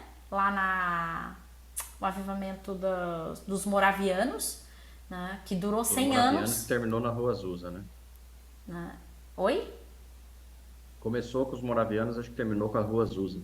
Então, durou 100 anos esse mover, e o que vem muito acompanhado é uma transformação de cidades, né? Então, por onde o avivamento passa, a transformação acontece. Qual que eu vejo que é o grande desafio, né? O avivamento passa, gera transformação, mas se você não der continuidade a esse mover, as coisas vão... Então, por exemplo, hoje a Igreja dos Moravianos lá na... Oh, meu Deus do céu. Não é na Inglaterra. Agora eu não vou lembrar onde que é. Uma parte na Europa. Hoje virou só uma espécie de um museu, onde as pessoas só vão visitar. Tá? Então esse é o grande desafio. Acho que o João pode falar mais alguma coisa. Ok. Marcelo, eu vou tentar falar de uma forma mais prática para você, que é bem o que você perguntou. Vou usar a sua vida como exemplo, tá? Você contou esses dias atrás que fez 2 anos, né? Dia 27 fez 2 anos da sua conversão, que iniciou lá naquele encontro, lá na companhia de Daniel, na casa do João Eduardo e da Fátima. Iniciou ali. Então, entenda que ali houve um início, que você foi apresentado a um Deus que você até então não conhecia, e depois daquilo, logo na sequência, acho que foi alguns dias depois, você teve um infarto. E você foi isso, né? Isso. E ali você já teve a manifestação de Deus na sua cura. E depois disso, você veio buscando mais de Deus, você fez escola do sobrenatural, você buscou, né? Acho que você já fez até o dos anjos, seminário dos anjos, tudo mais. Então, assim, de 2 anos, você olhar para o retrovisor e olhar o Marcelo de 2 anos atrás, o Marcelo de hoje é totalmente diferente daquele Marcelo, porque hoje está num nível de intimidade com Deus que, com a sua ousadia e intrepidez, que é importante, você está dizendo aqui em público que vai orar por mim, entendeu? Para que eu possa ter as minhas energias renovadas. E aí eu quero que você, olhando para agora, onde o Marcelo vai estar daqui 2 anos ainda? Vou usar só esse exemplo, tá? Então, daqui 2 anos, o Marcelo quer estar, né, levantando os mortos, ressuscitando mortos, fazendo pessoas levantar da cadeira de roda, tendo um nível de intimidade com Deus muito maior. Tudo bem até aqui? Está me acompanhando? Agora pense isso acontecendo num dia só. Isso é um avivamento. Entendeu? Isso é um avivamento. É quando o céu desce para a terra e a pessoa se converte, enche-se do poder de Deus e sai fazendo sinais, milagres e maravilhas. Entendeu? Isso é avivamento. Isso acontecer assim. É quando você vê realmente o poder de Deus descendo e a pessoa faz essa virada de chave, sai do mundo das trevas e vem para o mundo da luz com total intensidade com Deus. num negócio de flash, entendeu? Então, acho que ficou mais fácil de vocês entenderem o que é o avivamento, poder de Deus total descendo na terra e sendo incendiado em todas as pessoas. Isso é avivamento, é você tocar numa pessoa, ela ressuscitar, é você tocar numa pessoa, ela ser curada instantaneamente, é você dizer, levanta e anda, a pessoa levantar, é você ver isso acontecer e a pessoa sai dali e já começa a profetizar na vida de outro, e aquilo vira um efeito é exponencial. Você toca em um, aquele um toca em dois, o dois toca em 5, em 10, em 20, em 1.000. De repente você vê 1 milhão de pessoas se convertendo assim, num dia. Entendeu? E é isso que a Por gente isso que tem ele clamado. fala que a nossa busca tem que ser por uma nação que se converta a Deus em um único dia, porque dentro de um processo de avivamento isso é totalmente possível acontecer. Exato. E é isso que até o apóstolo para ela fala. O esforço que nós temos para poder fazer com que uma pessoa se converta é extremamente desgastante. Você precisa, às vezes, gastar horas e horas de oração para uma pessoa para ela se converter. Em um avivamento, isso é assim, entendeu? É instantâneo. Então, por isso que a gente tem que se encher do poder de Deus, porque só a presença de Deus faz com que as pessoas se convertam e que elas realmente tenham um impacto com Deus. Então, nós vamos até poder ver muitas outras religiões, vamos dizer assim, realmente tendo um poder de Deus invadido na presença deles, entendeu? Inclusive, a gente pode ver muitos, eu acredito nisso, tá? Isso é minha fé, e eu acredito muito que num próximo avivamento nós vamos ver os nossos irmãos muçulmanos se convertendo definitivamente a Jesus, porque eles já são de Deus, eles já têm a fé em Deus e eles vão acreditar no Jesus vivo, porque vão ter experiências sobrenaturais com o poder de Jesus, entendeu? Eu acredito muito nisso, entendeu? É o que falta para que realmente essa parte da religião volte a ser como era no original, entendeu? Ficou mais claro? Amém? Antes de você orar, então, Marcelo, que daí você ora pelo João e já ora para encerrar, eu só queria pedir para vocês, quem puderem abrir as câmeras, para a gente tirar uma fotinho, né? Afinal, estamos fechando uma etapa importante. Já quero dar aqui os recadinhos também importantes. A gente vai, como toda escola, tá, gente? A gente vai ter férias, tá bom? Embora, né? Mas o que a gente entendeu? Que agora a gente começa a realmente entrar no movimento. Normalmente quem trabalha e começa a ter a questão aí das confraternizações de empresa, tem um pessoal que começa a viajar de férias. Nós temos um mover grande agora, como a própria Rose colocou, que é o dia 16, então a gente quer colocar todas as nossas energias agora para essa inauguração, né? A gente conseguiu aí o favor de Deus, então o apóstolo Coraiola vai estar com a gente na inauguração, né? Então vai ser uma bênção muito grande, né? Eu vou adiantar uma coisa aqui, o João vai me arrancar os pescoços, mas eu vou falar. Nós teremos a consagração de algumas pessoas, nós teremos a separação de algumas pessoas ao ministério, né? Então vai ser um dia muito especial mesmo, porque esse dia vem marcado desse novo tempo sobre a Companhia de Daniel, de estabelecimento de uma liderança mais forte, mais coesa, né, de pessoas ali realmente sendo chamadas a ocuparem os seus espaços. Então isso vai ser muito importante também, por isso que eu falei que vai ter muitas surpresas, né? Aguenta o coração.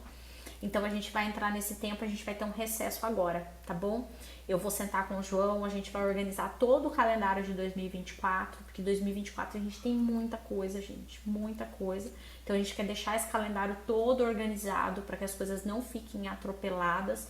E como eu coloquei lá no nosso grupo, né, de discípulos, Deus me convocou, e isso foi lá na escola de profetas e só se confirmou na Cumbre em Costa Rica. Deus me convocou para a gente realmente levantar uma intercessão dentro da Companhia de Daniel. Não existe uma única possibilidade de nós termos êxito em todos os projetos, em tudo aquilo que Deus quer realizar nas nossas vidas, se não for através da intercessão. Então, por isso que eu estou convidando vocês para que participem amanhã junto com a gente desta reunião de intercessão. Vai ser muito importante, porque eu quero realmente estabelecer um relógio de oração até o dia 16 e depois a gente vai ter os desdobramentos, tá bom? Sorriso pra foto. Sorrisão aí. 1, 2, 3 e... Deixa eu ver se todo mundo saiu de olho aberto. Olho aberto, Rose, Rafa, João, Cris. O Juliano Panza quase fechou o olho, mas acho que passa. Eliseu, Cris, Gisele, ok. Só a Fernanda aqui. A Fernanda saiu de olho aberto, mas ficou meio estranho esse olho aberto dela. Mas tá tudo bem. Gente, quero agradecer muito vocês. Pedir pro Marcelo para que ele ore pelo João e ore também por esse encerramento. E amanhã a nossa reunião é às 20. É às 20, né? Que eu deixei marcado, né? Amanhã é às 20, tá bom? Vai ser uma reunião onde eu quero apresentar para vocês esse projeto da intercessão e a gente já definir ali um calendário de oração também até o dia 16, porque isso foi uma direção mesmo de Deus para as nossas vidas, tá bom? Então, amanhã às 20 horas eu conto com todos vocês. Pai, vamos agradecer, irmãos, irmãs, vamos agradecer por esse tempo juntos, quase 2 horas unidos. Nós somos Cielo e Daniel, nós estamos muito próximo de uma inauguração, que será muito mais do que uma inauguração, será a mudança de um novo ciclo, será o início de um novo tempo. Então, poder estar com os irmãos por esse período no dia de hoje foi muito importante. Poder falar do avivamento, poder falar das esperanças de um dia melhor, de um mundo melhor para todos nós. Se falamos dos nossos descendentes, ascendentes, temos que pensar nos nossos filhos, netos, nas novas gerações que tomarão conta desse país. O João está ali, pai, com as suas energias lá embaixo, abatido, mas não é só ele. Tem mais gente aqui precisando de oração, tem mais gente que teve um dia difícil. E o Senhor pode reparar tudo isso simplesmente esticando sua mão. Pai, cuida da gente, nos provém uma noite abençoada. Cuida das nossas enfermidades, que a gente possa ter uma noite maravilhosa. E antes de tudo, de dormir, de deitar na cama, Pai, que a gente possa colocar nosso joelho no chão. Que a gente possa colocar ali, como diz os profetas, a boca no pó. Que a gente possa agradecer e entender que nós somos pequenininhos nesse mundo. Mas o Senhor olha para a gente com muito carinho, porque nós somos seus filhos. E somos filhos abençoados. Estamos aqui para louvar, para adorar e para exaltar o seu nome em todos os momentos. Que todos os nossos irmãos tenham uma noite fantástica. Que possa abrir amanhã, uma quinta-feira, sobrenatural. E que seja onde esteja doendo, será curado. Em nome de Jesus. Amém. Amém, queridos. Shalom, shalom. Que Deus abençoe muito vocês. E fiquem aí com a playlist de Costa Rica. Aviva el fuego, aviva el fuego, aviva el fuego dentro de mí. Que esta llama se está extinguiendo, sopla de nuevo.